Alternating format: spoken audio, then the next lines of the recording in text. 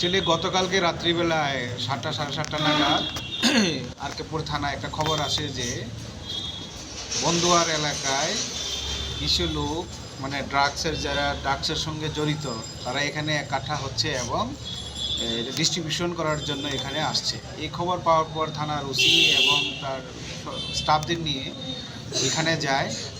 তো অনেকক্ষণ রাত্রে কর্ডন করার পর সেখানে 5জন লোককে ডিটেন করতে সক্ষম হয় এবং আরও ছিল বাকি 3জন, তারা পালিয়ে যায় সেখান থেকে।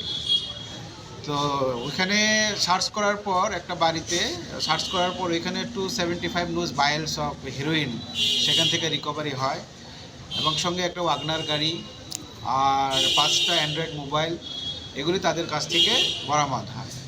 তো ডিউরিং সার্চ তাদের কাছে কিছু খাতাপত্র পাওয়া যায় যেখানে তাদের এই ড্রাগস রিলেটেড